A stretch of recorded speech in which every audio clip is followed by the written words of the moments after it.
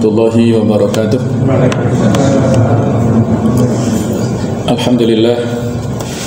Alhamdulillahilladzi anzala sakinata fi qulubil mu'minin liyastadu imanan ma'a imanihim.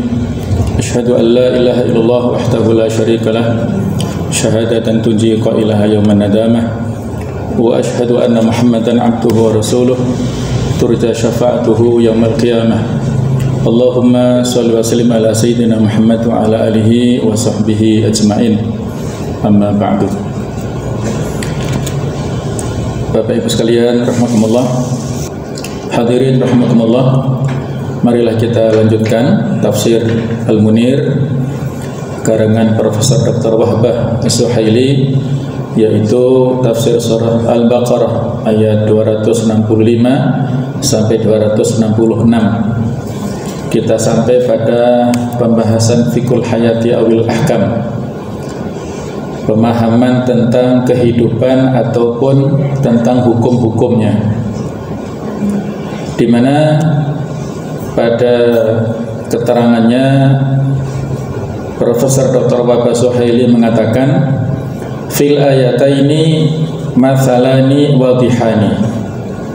Pada dua ayat ini, yaitu ayat 265 dan 266, ini adalah dua permisalan yang jelas, yujibani at-ta'ammul wa tafakkur wal muqaranah, yang mengharuskan kepada kita semuanya untuk selalu merenungkan, memikirkan serta membandingkan.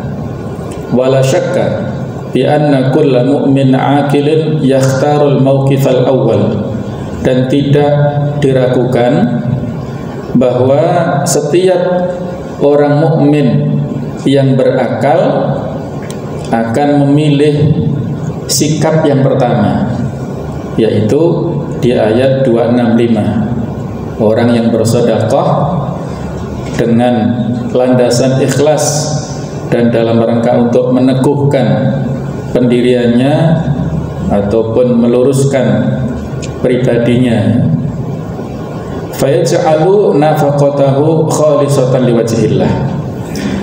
Maka pada prinsip ataupun sikap yang pertama ini, dia menjadikan sedekahnya, infaknya itu ikhlas untuk mendapatkan ridha Allah Ta'ala, li'annaha hiyallati tufiduhu, karena itulah yang bisa memberi manfaat kepadanya, wa tuhaqqiqu lahu thawaba yaumal qiyamah, dan akan mewujudkan untuknya pahala pada hari kiamat. Wala yaktarul aqilu bimadhahirid dunyal faniyah wa sum'atiha wa syuhratiha zailah, dan hendaknya setiap mukmin yang berakal tidak ada perasaan hurur, tidak tertipu, tidak terperdaya oleh fenomena kehidupan dunia yang fana dengan berbagai macam dinamikanya. Apakah sum'ah kaitannya dengan pencitraannya, wa syuhratiha ataupun kemasyhurannya, zailah yang akan hilang, yang akan sirna, ya. Li'anna kalaman nas fi kulli halin mu'din wa mudir, karena perkataan manusia pada setiap keadaan itu akan bisa membahayakan dan bisa menyakitkan. Sama sekalian, kita diingatkan pada paragraf pertama oleh penulis tafsir ini, yaitu Profesor Dr. Wahbah Suhaili, untuk tidak tertipu, ya, dengan kehidupan dunia. Di surat Al-Infitar ayat yang ke-6, Allah berfirman, ya ayyuhal insan ma gharraka bi rabbikal karim, wahai sekalian manusia, apa yang membuatmu terperdaya kepada Tuhanmu yang mulia, yang sangat banyak memberikan kebaikan kepada kita. Apa sebenarnya yang menjadikan manusia ini melakukan kemaksiatan kepada Allah Ta'ala? Padahal Allah telah memberikan banyak sekali nikmatnya kepada kita. Jadi manusia sering lupa ya. Manusia ini di dalam bahasa Arab dinamakan al-insan. Wa innama sumiyal insanu likathrati nisyanihi. Manusia dikatakan insan karena sering lupanya, maka harus selalu diingatkan terus-menerus. Fadzakir fa inna dzikratan fa'ul mu'minin. Berilah peringatan karena peringatan itu bermanfaat bagi orang-orang yang beriman. Jadi kita diingatkan apa sebenarnya yang membuat kita ini memiliki perasaan hurur. Hurur ini antara ujub dan takabur. Ujub itu bangga diri, kemudian takabur itu adalah sombong. Hurur berada di pertengahannya. Kita merasa terperdaya, merasa tertipu oleh kemampuan fisik kita, oleh kecerdasan kita, oleh pendidikan kita, ataupun oleh pangkat dan jabatan, ataupun oleh ekonomi kita, status sosial kita dan lain sebagainya, sehingga itu bisa mengalahkan ketaatan kita kepada aturan Allah Ta'ala. Nah, kita diingatkan untuk selalu bertafakur, merenungkan semua itu supaya memilih sikap yang pertama, yaitu dalam rangka ikhlas untuk Allah Ta'ala semata-mata, baik itu dalam sedekah ataupun ibadah-ibadah yang lainnya. Karena perkataan manusia itu pada setiap kondisi akan bisa menjadikan kita ini sakit dan ya merasa terganggu ya. Fa in ra'a bi amalihi dhammuhu wa hasaduhu wa maqatuhu. Jadi kalau pelaku, orang yang melakukan ibadah itu riya dalam rangka untuk ingin dilihat dan mendapatkan pujian dari manusia yang lainnya dengan amalannya itu, maka mereka manusia itu akan mencelanya, akan muncul hasad dan juga akan memiliki kedengkian kepadanya. Waqad yatahimunahu bitahawuri wa tishi in kanat nafaqatuhu katsirah. Dan boleh jadi atau kadang-kadang mereka menuduhnya melakukan hal yang sembrono serta terburu-buru jika infaknya itu besar. Wa in matahuhu fala qimata wala ghina'a li matihihi. Seandainya pun mereka memberikan pujian kepada orang ini, maka tidak ada nilainya, tidak berguna sama sekali kepada yang mendapatkan pujian tersebut ya. Pujian tersebut tidak akan memberikan manfaat. Li'anna ma indallahi khairun wa abqa aw anfa'u wa akhladu. Karena sesungguhnya apa yang di sisi Allah Ta'ala itu lebih baik dan lebih kekal serta lebih bermanfaat dan lebih abadi. Sama sekalian, jadi inilah realita kehidupan manusia. Kalau kita mengharapkan segala sesuatu untuk kepentingan manusia, tidak ada selesainya. Ada pepatah Arab, ghayatun nas ridhon nas ghayatun la tudrak. Ridho manusia itu sebuah tujuan yang tidak akan pernah tercapai. Kalau kita melakukan segala sesuatu hanya untuk kepentingan pujian manusia atau mendapatkan citra positif dalam pandangan manusia, maka itu tidak akan ada selesainya. Pasti semua ada titik kesalahannya. Kita berinfak banyak, nah, maka akan dituduh sok-sokan ataupun dituduh supaya mendapatkan nomor satu ya, pujian yang bagus ya, penyumbang terbesar di masjid tertentu misalnya. Kalaupun menyumbang sedikit, nah itu dituduh pelit dan sebagainya. Nah itulah komentar manusia tidak ada selesainya. Maka yang kita perlu tata hati kita ya, tujuannya adalah Allah Ta'ala semata. Ada sebuah hadis yang bisa kita ambil sebagai pelajaran, hadis riwayat Ibnu Hibban, man iltamasa ridallah fi sakhatin nas radhiyallahu anhu wa ardhan nas anhu. Barang siapa yang berupaya untuk mencari ridha Allah Ta'ala dalam segala amalannya, tapi konsekuensinya adalah menjadikan manusia itu benci kepadanya, manusia itu tidak suka kepadanya, marah kepadanya, maka Allah Ta'ala akan memberikan ridho kepadanya dan akan menjadikan orang-orang ridho kepada orang ini. Kebalikannya, wa man iltamasa ridhon nas bi sakhatillah sakhitallahu alaihi wa askhatu alaihin nas. Kalau kita melakukan amalan dalam rangka untuk mencapai keridhaan manusia, tapi konsekuensinya Allah murka pada kita, maka Allah menjadi murka kepada kita dan orang-orang dijadikan murka kepada kita. Jadi jemaah sekalian, yang membolak-balikkan hati manusia adalah Allah Ta'ala.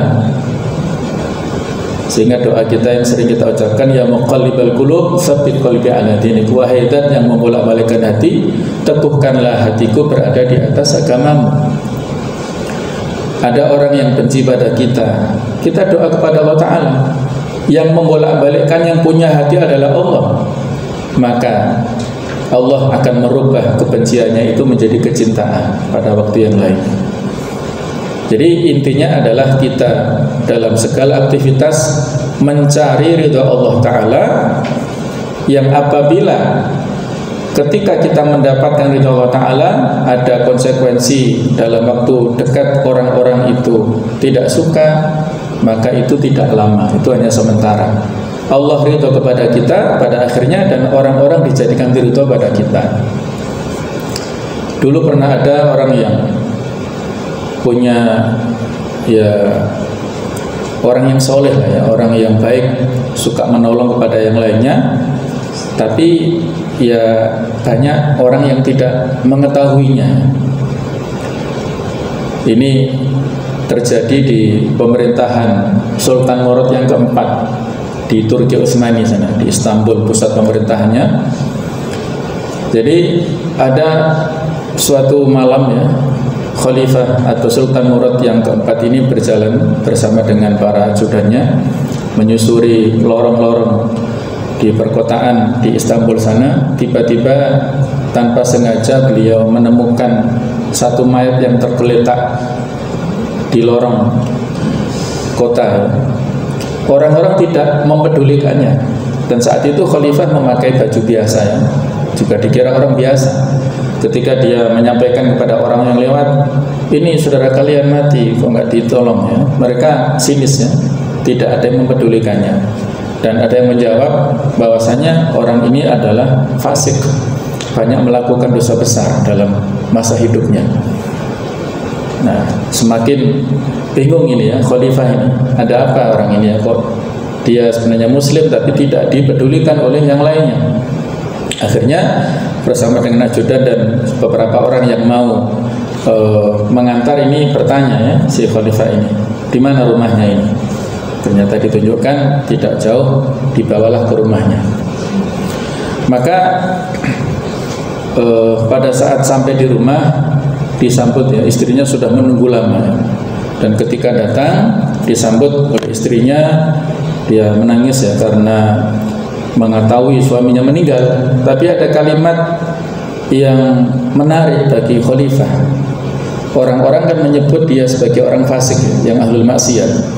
Tetapi suaminya ini, istrinya memanggil kalimat kepada suaminya ini dengan kalimat yang menarik, yaitu rahimakallahu ya waliyallah. Kurang lebih seperti itulah ya. Mudah-mudahan Allah memberikan rahmat kepadamu wahai kekasih Allah. Nah, kan kaget ini Khalifah ya. Ada apa ini dengan suamimu? Orang-orang kan menyebut dia banyak melakukan maksiat, tapi kenapa kamu memposisikan dia seperti itu ya, yaitu dalam kategori waliullah. Maka diceritakanlah oleh si istri ya, bahwasanya suami saya ini sering ya kalau malam itu keluar rumah dengan membawa uang. Kadang-kadang dia keluar ke tempat BTS wanita-wanita yang suka menjajakan dirinya pada saat itu ya, malam-malam dia keluar ke rumah-rumah mereka. Dalam rangka apa? Bukan untuk melakukan maksiat ya, tapi dia memberi uang ya kepada para wanita itu uang yang secukupnya. Dengan uang itu dia berpesan supaya tidak menerima tamu laki-laki yang nakal ya. Jadi cukup dengan uang itu, cukup untuk biaya hidupnya dan keluarganya. Dan itu sering dilakukan. Pada waktu yang lain dia pergi ke toko minuman keras yang menjual arak dan lain sebagainya itu, dia borong minuman itu kemudian dibuang ya, ketika sampai di rumah dibuang di tempat sampah di belakang ya, pokoknya tidak dikonsumsi. Nah, orang-orang yang melihat secara zahir ini orang yang suka pergi ke rumah-rumah bordil ataupun ke tempat-tempat yang penjual minuman keras itu, mereka menghukumi secara zahirnya, sehingga mereka menjustis laki-laki ini fasik. Nah, tapi ada kalimat yang menarik bagi sang istri dari suaminya ini. Tenang saja wahai istriku, insya Allah nanti kalau saya meninggal itu akan disolati di istana oleh banyak orang. Nah, ternyata itu merupakan firasat keimanan ya bagi orang yang soleh. Ternyata betul ya. Saat itulah khalifah mengaku, saya ini Sultan Murad yang keempat, izinkan saya membawa jasad suamimu untuk saya bawa ke istana, dimandikan, disolati dan dikuburkan. Banyak sekali ya. Jadi ketika itu banyak sekali yang melayat dan membawa, mensolati serta membawa jenazah orang ini sampai ke kuburannya. Jadi menjadi orang yang terhormat di sana. Inilah salah satu contoh orang yang tidak mempedulikan ya dalam hal pencitraan ya. Ini memang kisah yang bisa kita ambil pelajaran ya, tapi kita juga harus mensikapinya secara bijak ya. Karena pada saat tertentu memang seorang dai, seorang muslim itu harus juga menjaga muruahnya. Muruah itu adalah kewibawaannya, identitas keislamannya tetap harus kita jaga, itu penting ya. Jadi ini kita sikapi secara proporsional ya. Niatnya tetap lillahi ta'ala, tapi muruahnya tetap harus kita jaga. Jangan sampai kita memberikan peluang kepada orang lain untuk bersuudzon pada kita. Itu juga tidak baik ya. Suatu saat Nabi SAW itu pulang dari Masjid Nabawi bersama istrinya. Masih gelap ya, jadi nggak diketahui istrinya ini siapa. Kemudian ada dua orang sahabat yang bisik-bisik ketika berpapasan dengan Nabi SAW. Kemudian Nabi menjelaskan, kenapa kalian bisik-bisik?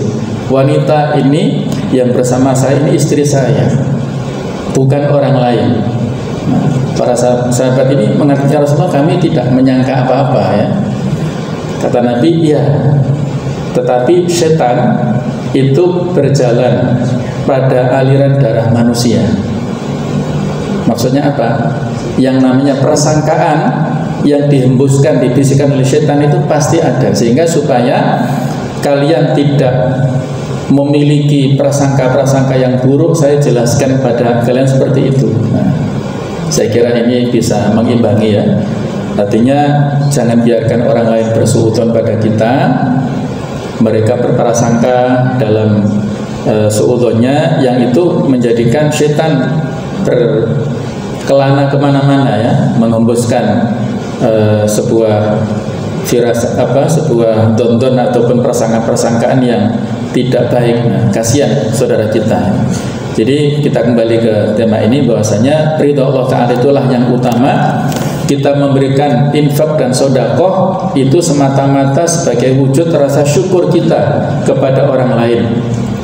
Mohon maaf ya, rasa syukur kita kepada Allah Ta'ala dan kita ekspresikan kepada orang lainnya. Wa amma bi ni'mati rabbika fahadits. Adapun dengan nikmat Allah maka hendaklah kita ungkapkan, kita ekspresikan. Wa ahsin kama ahsanallahu ilaik. Di surat Al-Qasas 77 ya, dan berbuat baiklah kamu sebagaimana Allah telah berbuat baik kepadamu. Allah telah banyak memberikan nikmat pada kita, maka hendaklah nikmat itu kita salurkan kepada yang lainnya.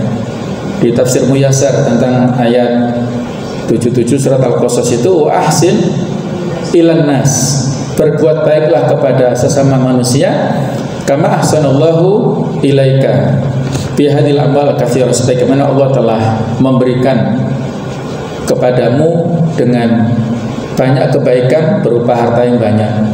Jadi Al-Qasas 77 ini kan kisah tentang Qarun ya.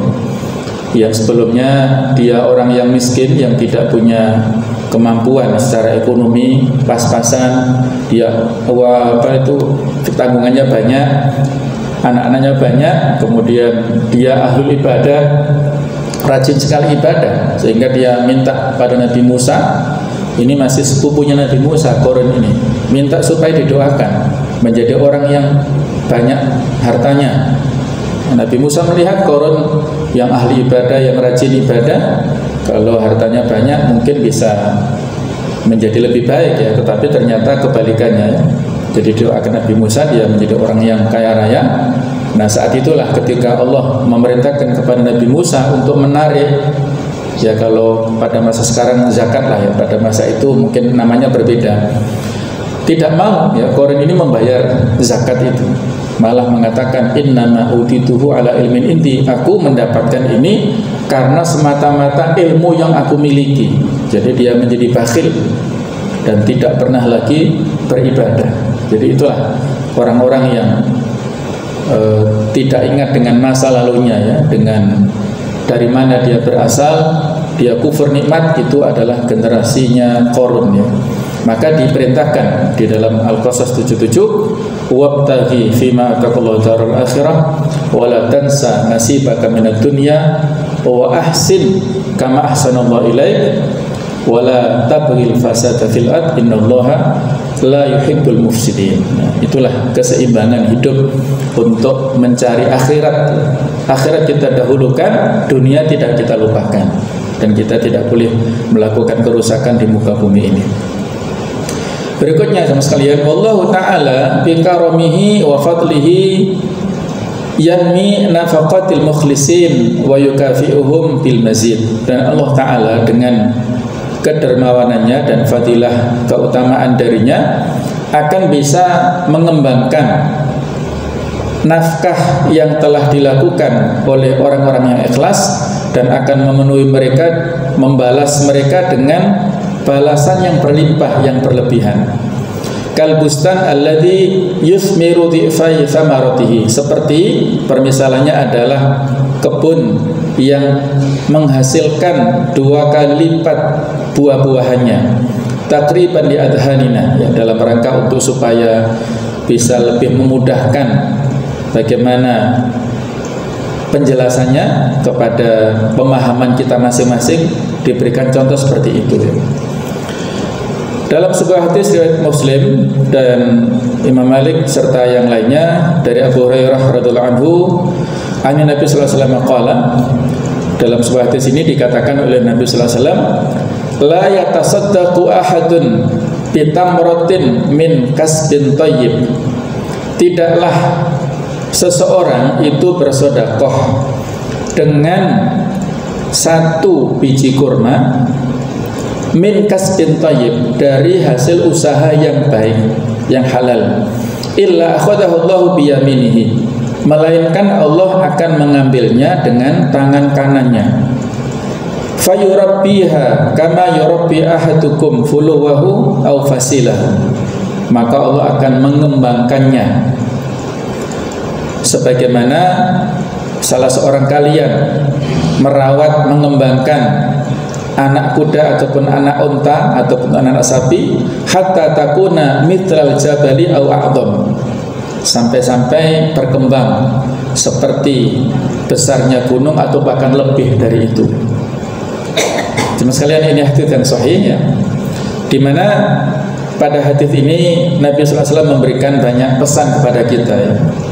Jadi hadis ini saya ulangi ya kalimat terjemahannya, bahwasanya kalau ada salah seorang di antara kalian yang bersedekah dengan sekecil apapun, namun dari usaha yang thayyib, usaha yang halal, maka Allah Ta'ala akan menerima pahalanya, akan mengambilnya dengan biyaminihi, dengan tangan kanannya. Barangkali ada yang bertanya, kok disebut biyaminihi, kok begitu detailnya gitu ya. Nah, di ayat yang lainnya kan Allah mengatakan Allah menciptakan Nabi Adam biyadai, dengan ketika Allah menegur kepada iblis ya, lima latas itu, kenapa kamu tidak mau sujud kepada orang yang aku ciptakan dengan dua tanganku.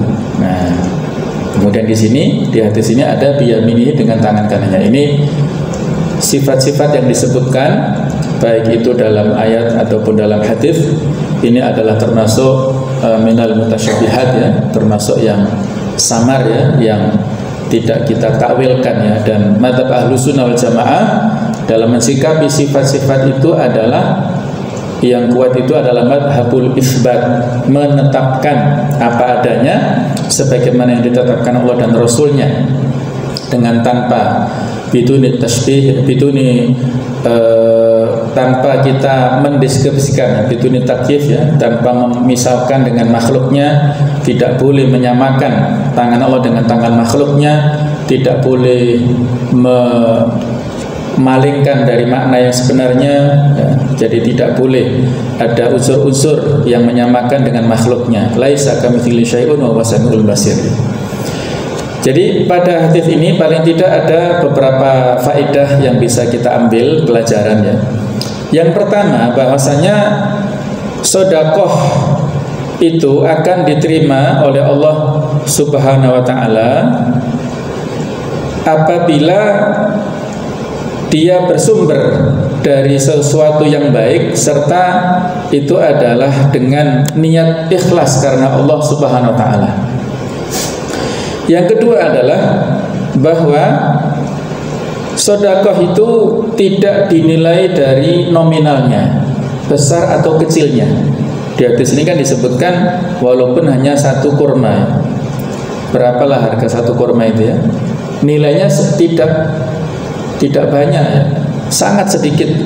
Tapi kalau dengan sedekah yang sangat sedikit itu ikhlas, maka itu nilainya jauh lebih besar ya di sisi Allah Subhanahu wa taala.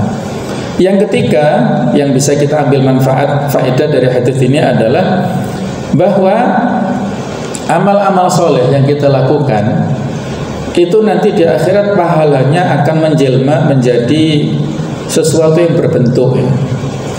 Amal-amal kita itu akan berbentuk, ada yang besar, ada yang sedang, ada yang kecil ya. Sebagaimana kebalikannya, dosa-dosa kemaksiatannya itu juga akan berbentuk, ada yang berupa batu, berupa satu karung, atau bahkan satu gunung ya.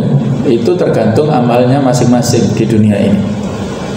Nah, jemaah sekalian, jadi yang penting adalah niatnya betul-betul ikhlas, murni karena Allah Ta'ala. Tidak ada unsur-unsur manusiawi, kepentingan-kepentingan pribadi, tujuan-tujuan duniawi. Itulah yang penting ya. Ada sebuah kisah yang bisa kita ambil pelajarannya. Kisah ini disampaikan oleh Abu Musa al-Asy'ari menjelang wafatnya. Dia teringat dengan kisah yang penting ini disampaikan kepada anak-anaknya yang sedang menungguinya, yaitu Abu Musa al-Asy'ari ini seorang sahabat yang banyak sekali kiprahnya ya. Dia pernah bersama dengan Mu'adz bin Jabal menjadi penguasa di Yaman, kemudian juga sempat menjadi gubernur di Basrah, juga di Kufah. Jadi banyak sekali kontribusinya ke Islam ya.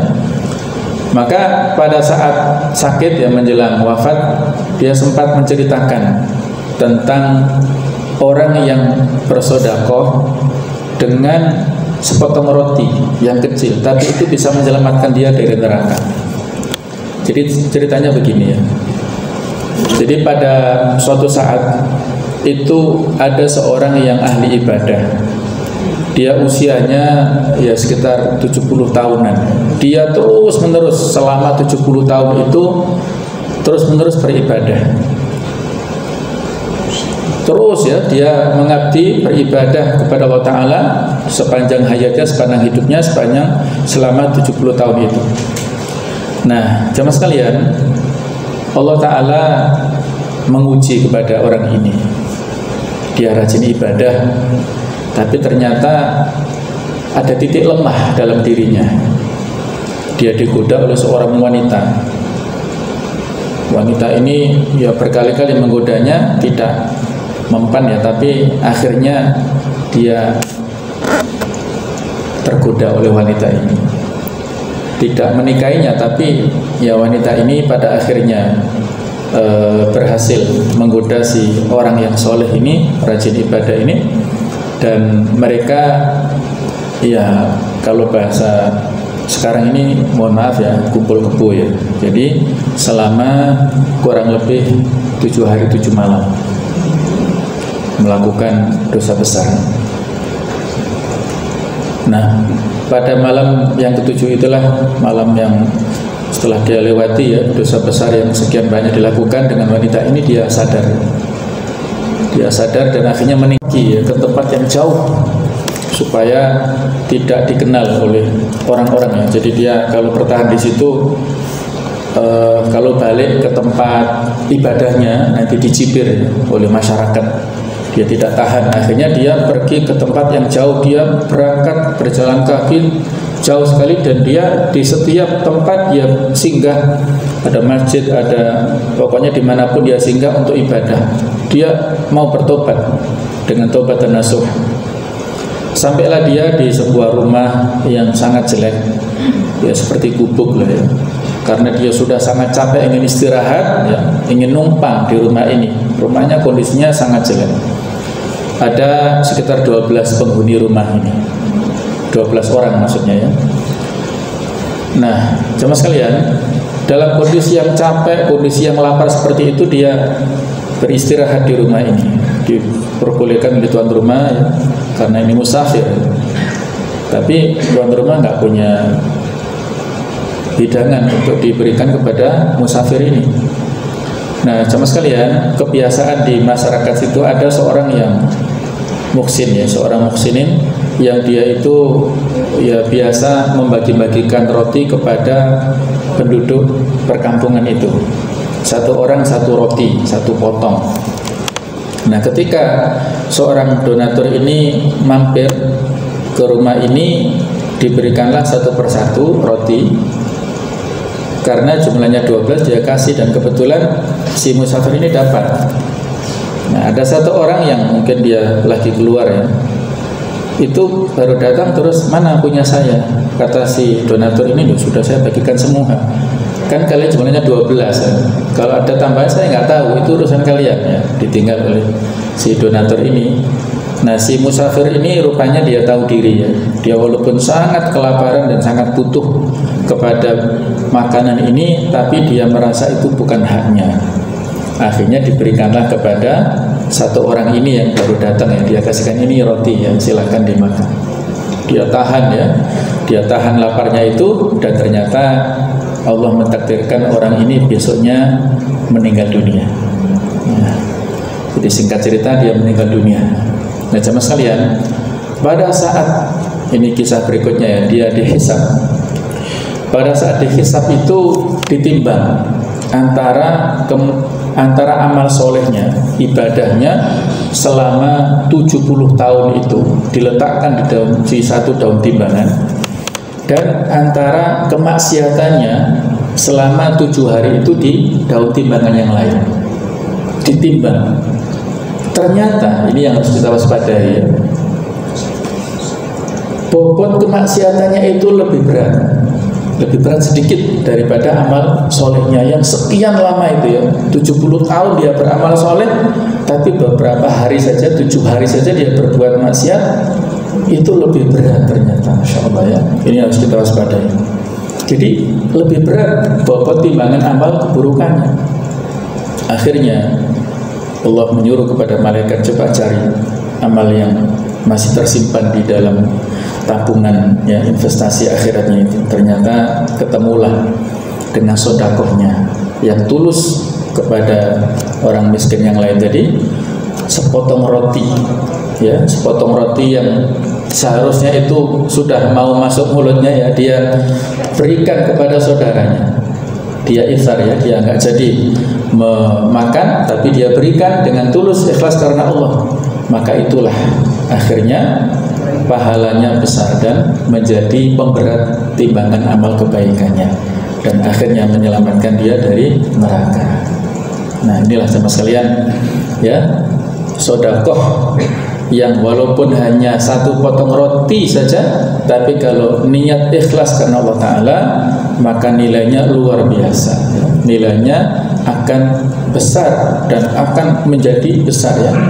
Gambarannya di surat Al-Baqarah 265 ini ya seperti orang yang memiliki kebun di tempat yang tinggi yang selalu ada hujan ya, sehingga produksinya itu, panennya itu banyak. Nah seperti itulah, walaupun roti tapi karena ikhlas untuk Allah Ta'ala semata, pahalanya berlipat-lipat.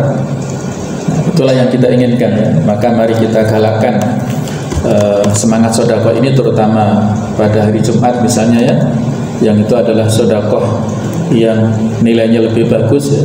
Banyak alhamdulillah beberapa masjid itu ada, insyaallah mudah-mudahan di sini juga ada ya. Jadi sedekah berupa makanan ya. Makanan ini sedekah yang bagus ya. Kita memberi makanan terutama kepada ahlul masjid, orang-orang yang sholat, nilainya ini luar biasa. Karena dengan makanan itulah akan masuk ke perut orang ini menjadi dagingnya. Kalau orangnya soleh, maka makanan kita ini akan menjadi satu dengan daging kesolehannya itu, akan menjadi energinya yang dia pakai untuk sholat, yang dipakai untuk pengajian, yang dipakai untuk melakukan amal soleh. Jadi menjadi satu makanan kita itu. Apalagi nasi, jumlahnya banyak, nggak terhitung ya, nggak terhitung nasi satu porsi itu berapa, bukan nilai uangnya ya, tapi berapa butir nasinya nggak terhitung. Jadi itulah keutamaan kita memberikan sedekah berupa makanan kepada orang yang soleh, orang yang baik, itu nilainya luar biasa, apalagi pada hari Jumat ya.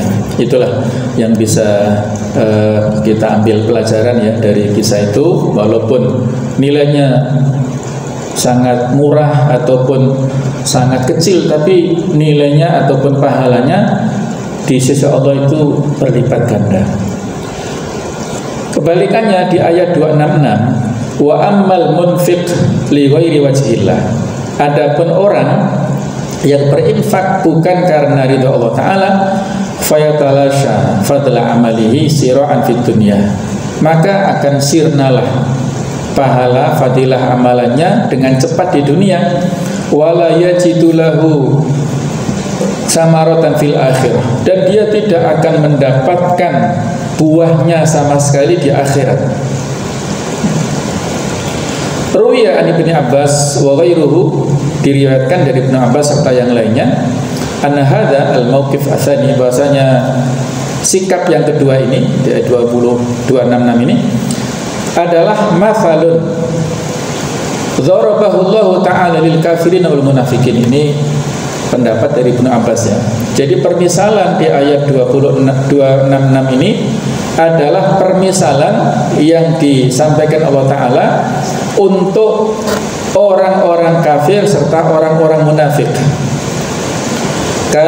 Kahayati rajulin gharasa bustanan, seperti performa seorang laki-laki yang menanam kebun, fa'aktsara fihi minats samar, banyak sekali buahnya kebun ini, fa'asabahul kibaru, maka sampailah pada dia masa tuanya, walahu dzurriyyatun du'afa, dia punya banyak anak yang masih kecil-kecil, laki-laki ataupun perempuan ya, sibyanan banatin wa ghilmanan, fakanat ma'isyatuhu wa ma'isyatu dzurriyyatihi min dzalikal bustan, sumber kehidupannya si orang ini, keluarga ini, dan juga anak-anaknya itu mata pencariannya dari kebun itu yang digadang-gadang ya, investasi supaya bisa dinikmati pada masa tua. Ternyata fa'arsalallahu ala bustanihi rihan fiha nar, maka Allah mengirimkan kepada kebunnya yaitu angin yang terdapat api di dalamnya. Fa'ahraqathu, maka angin yang mengandung api yang panas itu membakar kebunnya. Walam yakun indahu quwwah, dia tidak punya kekuatan. Fayakrisuhu tsaniyatan, sehingga untuk menanam yang kedua kali dia sudah tidak mampu, tenaganya sudah habis. Walam yakun inda banihi khair, anak-anaknya sudah tidak punya uang sama sekali. faya'uduna ala abihim. Mereka kumpul minta kepada ayahnya. Ayahnya sudah enggak punya uang lagi. Wa kadzalikal kafir wal munafik. Seperti itulah permisalan orang kafir dan orang munafik. Idza warada ila Allah taala yaumil qiyamah. Ketika orang kafir, orang munafik ini ketika nanti digiring kembali pada Allah taala pada hari kiamat, laisat lahu karratan yub'atsu fayuraddu tsaniyah. Dia tidak punya kesempatan lagi untuk menanam kembali ke dunia, tidak ada lagi, tidak bisa kembali hidup. Kama laysat inda hadza quwwah fayagrisu bustana tsaniyah. Sebagaimana permisalan orang yang sudah tua ini tidak bisa menanam kebunnya lagi, sudah tidak ada tenaga lagi, tidak bisa menanam yang kedua kalinya. Walam yakun inda man iftaqara ilaihi inda kibari sinnihi wa dha'fi dzurriyyatihi ghinan anhu. Dan dia pada saat dia sangat butuh dengan apa yang telah dia investasikan, yang dia tanam, dia sangat butuh untuk mendapatkan hasilnya. Pada masa tuanya dan pada saat anak-anaknya itu lemah, itu tidak ada kekayaan sama sekali. Inilah orang-orang betul-betul fakir ya, yang harus kita waspadai bersama. Pada akhir paragraf dikatakan oleh Syekh Wahbah Zuhaili, wa qaddala ta'lil infaq bi illataini fi ayat. Dan sungguh telah menunjukkan sebab infak dengan dua sebab pada ayat ini, yaitu wa mathalul ladzina yunfikuna amwalahum ibtigha'a mardatillah wa tathbita min anfusihim. Jadi permisalan orang-orang yang infakkan harta-harta mereka, yaitu apa? Sebabnya, landasannya adalah ibtigha'a mardatillah, dalam rangka untuk mendapatkan ridha Allah dan meneguhkan pada diri mereka. Jadi mereka bermaksud dengan amal-amalnya dengan dua motivasi ya. Yang pertama adalah ibtigha' ridwanillah lidzatihi ya. Jadi tujuan kita melakukan infak, sedekah dan ibadah yang lainnya murni untuk mendapatkan ridha Allah taala dengan sendirinya, ta'abbudan lahu untuk beribadah kepadanya. Wasani yang kedua adalah tazkiyatu anfusina, mensucikan diri-diri kita, wa tadhiruha, membersihkannya minasyawaib, dari segala macam kotoran, allati ta'uquha anil kamal, yang bisa menghalangi nafsu jiwa kita itu dari kesempurnaan. Kal bukhli, seperti penyakit bakhil, wal mubalagha fi hubbil mal, dan berlebihan dalam cinta harta, wa tautinuha alal badli fi sabilillah, dan meneguhkannya untuk supaya berinfak fi sabilillah. Jadi ringkasnya pada ayat 265 ini adalah permisalan tentang orang-orang yang ikhlas dalam berinfak. Kemudian ayat 266 adalah permisalan orang yang berlawanan ya, orang-orang yang riya, orang-orang yang pada saat infak sedekah dibarengi dengan kalimat-kalimat yang tidak sopan ya, kalimat-kalimat yang menyakitkan kepada yang menerimanya, maka itu tidak akan mendapatkan pahala sama sekali di sisi Allah Subhanahu wa taala. Demikianlah keterangan tafsir dari Al-Baqarah 265 dan 266. Mudah-mudahan ada manfaatnya, dan mudah-mudahan Allah Ta'ala menjaga niat ikhlas kita semuanya dalam seluruh aktivitas kita, dan menerima ya pahalanya, dan serta kita insyaallah akan mendapatkan kehidupan yang bahagia di dunia maupun di akhirat nanti insyaallah. Amin ya rabbal alamin. Subhanakallahumma bihamdik asyhadu an la ilaha illa anta astaghfiruka wa atubu ilaik. Wassalamualaikum warahmatullahi wabarakatuh.